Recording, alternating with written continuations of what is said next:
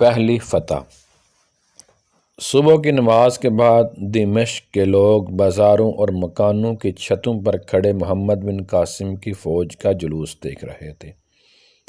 دنیا کی تاریخ میں یہ پہلا واقعہ تھا کہ ایک دور افتادہ ملک پر حملہ کرنے والی فوج کی قیادت ایک 17 سالہ نوجوان کے سپرد تھی۔ دمشق سے لے کر بصرہ تک راستے میں ہر شہر اور بستی سے کئی کم سن لڑکے، نوجوان اور بوڑھے اس فوج میں شامل ہوئے۔ کوفہ اور بصرہ میں محمد بن قاسم کی روانگی کی اطلاع مل چکی تھی اور نوجوان عورتیں اپنے شوہروں، مائیں اپنے بیٹوں اور لڑکیاں اپنے بھائیوں کو نوجوان سالار کا ساتھ دینے کے لیے تیار رہنے پر آمادہ کر رہی تھیں۔ غیور قوم کی ایک بے کس بیٹی کی فریاد بصرہ اور کوفہ کے ہر گھر میں پہنچ چکی تھی۔ بصرہ کی عورتوں میں زبیدہ کی تبلیغ کے باعث یہ جذبہ پیدا ہو چکا تھا کہ نحید کا مسئلہ قوم کی ہر بہو بیٹی کا مسئلہ ہے۔ نوجوان لڑکیاں مختلف محلوں اور کوچوں سے زبیدہ کے گھر آتیں اور اس کی تقاریر سے ایک نیا جذبہ لے کر واپس جاتیں۔ خرابی صحت کے باوجود محمد بن قاسم کی والدہ بصرہ کی معمر عورتوں کی ایک ٹولی کے ساتھ جہاد کی تبلیغ کے لیے ہر محلے کی عورتوں کے پاس پہنچتی۔ زبیدہ نے چند نئے سپاہیوں کو گھوڑے اور اسلحہ جات بہم پہنچانے کے لیے اپنے تمام زیورات بیچ ڈالے۔ بصرہ کے تمام امیر و غریب گھرانوں کی لڑکیوں نے اس کی تقلید کی اور مجاہدین کی اعانت کے لیے بصرہ کے بیت المال کو چند دنوں میں سونے اور چاندی سے بھر دیا۔ عراق کے دوسرے شہروں کی خواتین نے اس قار خیر میں بصرہ کی عورتوں سے پیچھے رہنا گوارا نہ کیا اور وہاں بھی لاکھوں روپے جمع ہو گئے۔ محمد بن قاسم نے بصرہ میں 3 دن قیام کیا۔ اس کی آمد سے پہلے بصرہ میں حجاج بن یوسف کے پاس مکران کے گورنر محمد بن ہارون کا یہ پیغام پہنچ چکا تھا کہ عبید اللہ کی قیادت میں 20 آدمیوں کا جو وفد دیبل بھیجا تھا اس میں سے صرف 2 نوجوان جان بچا کر مکران پہنچنے میں کامیاب ہوئے ہیں، باقی تمام دیبل کے گورنر نے قتل کر دیے ہیں۔ اس خبر نے بصرہ کے عوام میں انتقام کی سلگتی ہوئی آگ پر تیل کا کام کیا۔ دمشق سے روانگی کے وقت محمد بن قاسم کی فوج کی تعداد کل 5000 تھی، لیکن جب وہ بصرہ سے روانہ ہوا تو اس کے لشکر کی مجموعی تعداد 12000 تھی، جن میں سے 6000 سپاہی گھوڑ سوار تھے، 3000 پیدل اور 3000 سامان رسد کے اونٹوں کے ساتھ تھے۔ محمد بن قاسم شیراز سے ہوتا ہوا مکران پہنچا۔ مکران کی سرحد عبور کرنے کے بعد لسبیلا کے پہاڑی علاقے میں اسے بہت سی مشکلات کا سامنا کرنا پڑا۔ بھیم سنگھ 20,000 فوج کے ساتھ لسبیلا کے سندھی گورنر کی اعانت کے لیے پہنچ چکا تھا۔ اس نے ایک مضبوط پہاڑی قلعے کو اپنا مرکز بنا کر تمام راستوں پر اپنے تیر انداز بٹھا دیے۔ اپنے باپ کی مخالفت کے باوجود وہ راجہ کو اس بات کا یقین دلا چکا تھا کہ اس کے 20,000 سپاہی 12,000 مسلمانوں کو لسبیلا سے آگے نہیں بڑھنے دیں گے۔ مسلمانوں کے پہاڑی علاقے میں داخل ہوتے ہی بھیم سنگھ کے سپاہیوں نے اکا دکا حملے شروع کر دیے۔ 30-40 سپاہیوں کا گروہ اچانک کسی ٹیلے یا پہاڑی کی چوٹی سے نمودار ہوتا اور آن کی آن میں محمد بن قاسم کی فوج کے کسی حصے پر تیر اور پتھر برسا کر غائب ہو جاتا۔ گھوڑوں کے سوار ادھر ادھر ہٹ کر اپنا بچاؤ کر لیتے، لیکن شتر سوار دستوں کے لیے یہ حملہ بڑی حد تک پریشان کن ثابت ہوئے۔ بعض اوقات بدھ کر ادھر ادھر بھاگنے والے اونٹوں کو منظم کرنا حملہ کرنے والوں کے تعاقب سے زیادہ مشکل ہو جاتا۔ محمد بن قاسم نے یہ دیکھ کر ہراول کے پیادہ دستوں کی تعداد میں اضافہ کر دیا، لیکن ہمراہ آوروں کی ایک جماعت آگے سے کترا کر بھاگتی اور دوسری جماعت پیچھے سے حملہ کر دیتی۔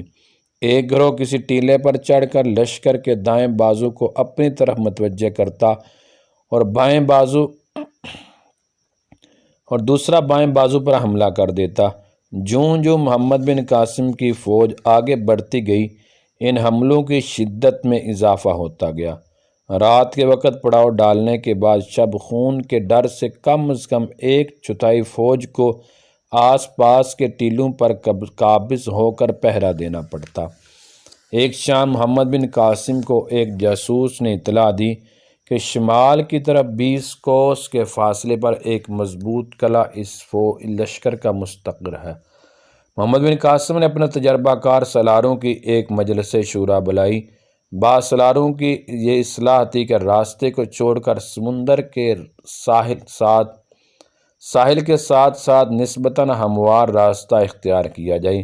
ہم اس قلعے سے جس قدر دور ہوں گے اسی قدر ان حملوں سے محفوظ رہیں گے، لیکن محمد بن قاسم اس سے متفق نہ ہوا۔ اس نے کہا، جب تک یہ علاقہ دشمن سے پاک نہیں ہوتا ہمارا آگے بڑھنا خطرے سے خالی نہیں۔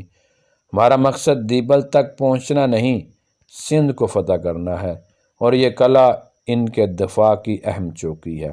مجھے یقین ہے کہ اس قلعے کے فتح ہو جانے کے بعد دشمن یہ تمام علاقہ خالی کرنے پر مجبور ہو جائے گا، اور دشمن کے جو سپاہی یہاں سے فرار ہوں گے وہ دیبل پہنچ کر ایک شکست خوردہ ذہنیت کا مظاہرہ کریں گے، لیکن اگر ہم یہاں سے کترا کر نکل گئے تو ان کے حوصلے بڑھ جائیں گے اور وہ ہمارا تعاقب ہمیشہ غیر محفوظ رہے گا۔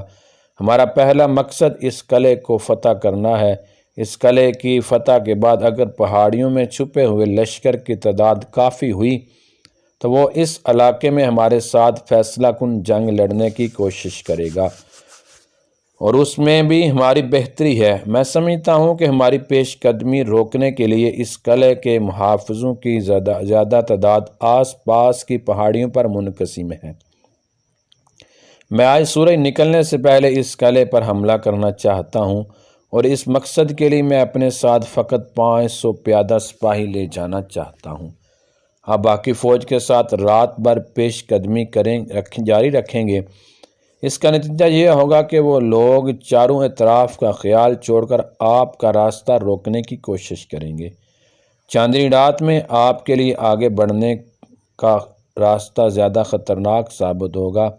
اگر صبح تک آپ کو قلعہ فتح ہو جانے کی خبر پہنچ جائے تو آپ پیش قدمی روک کر میرے احکام کا انتظار کریں۔ اگر قلعہ فتح ہو جانے کے بعد دشمن نے کسی جگہ منظم ہو کر مقابلے کی ہمت کی تو میں قلعے کی حفاظت کے لیے چند آدمی چھوڑ کر آپ کے ساتھ آ ملوں گا، اور اگر انہوں نے قلعے کو دوبارہ فتح کرنا چاہا تو آپ وہاں پہنچ جائیں۔ ایک بوڑھے سالار نے کہا، مجھے یقین ہے کہ سندھ کی فتح کے لیے خدا نے آپ کو منتخب کیا ہے۔ انشاءاللہ آپ کی کوئی تدبیر غلط نہ ہوگی، لیکن سپہ سالار کا فوج کے ساتھ رہنا ہی مناسب ہے۔ سپہ سالار کی جان بہت قیمتی ہوتی ہے اور فوج کا آخری سہارا ہوتا ہے۔ اگر اس خطرناک مہم میں آپ کو کوئی حادثہ پیش آ گیا تو۔ محمد بن قاسم نے جواب دیا، قادسیہ کی جنگ میں ایرانیوں کو اپنے زبردست لشکر کے باوجود اس لیے شکست ہوئی کہ انہوں نے اپنی طاقت سے زیادہ رستم کی شخصیت سے امیدیں وابستہ کیں۔ رستم مارا گیا تو وہ مسلمانوں کی مٹھی بھر جماعت کے مقابلے سے بھاگ نکلے، لیکن اس کے برعکس مسلمانوں کے سپہ سالار سعد بن ابی وقاص رضی اللہ تعالی عنہ گھوڑے پر چڑھنے کے قابل نہ تھے اور انہیں میدان سے الگ ایک طرف بیٹھنا پڑا، لیکن مسلمانوں کی خود اعتمادی کا یہ عالم تھا کہ انہیں اپنے سپہ سالار کی عدم موجودگی کا احساس تک بھی نہ تھا۔ ہماری تاریخ میں آپ کو کوئی ایسا واقعہ نہیں ملے گا جب سپہ سالار کی شہادت سے بد دل ہو کر مجاہدوں نے ہتھیار ڈال دیے ہوں۔ ہم بادشاہوں اور سالاروں کے لیے نہیں لڑتے، ہم خدا کے لیے لڑتے ہیں۔ بادشاہوں اور سالاروں پر بھروسہ کرنے والے ان کی موت کے بعد مایوس ہو سکتے ہیں، لیکن ہمارا خدا ہر وقت موجود ہے۔ قرآن میں ہمارے لیے اس کے احکام موجود ہیں۔ میں دعا کرتا ہوں کہ خدا مجھے قوم کے لیے رستم نہ بنائے بلکہ مجھے مثنیٰ بننے کی توفیق دے۔ جن کی شہادت نے ہر مسلمان کو جذبہ شہادت سے سرشار کر دیا تھا۔ میرے لیے اس سپہ سالار کی جان کی کوئی قیمت نہیں جو اسے اپنے سپاہیوں کی تلواروں کے پہرے میں چھپا کر رکھتا ہے اور اپنے بہادروں کو جان کی بازی لگانے کی بجائے جان بچانے کی ترغیب دیتا ہے۔ اگر اس قلعہ کو فتح کرنا اس قدر اہم نہ ہوتا تو میں یہ مہم شاید کسی اور کے سپرد کر دیتا، لیکن اس مہم کا خطرہ اور اس کی اہمیت دونوں اس بات کے متقاضی ہیں کہ میں خود اس کی رہنمائی کروں۔ زبیر نے کہا، میں آپ کے ساتھ چلنا چاہتا ہوں۔ محمد بن قاسم نے جواب دیا، نہیں، میں ایک قلعہ فتح کرنے کے لیے دو دماغوں کی ضرورت نہیں سمجھتا۔ میری غیر حاضری میں تمہارا فوج کے ساتھ رہنا ضروری ہے۔ میں اپنی جگہ محمد بن ہارون کو مقرر کرتا ہوں اور تم اس کے نائب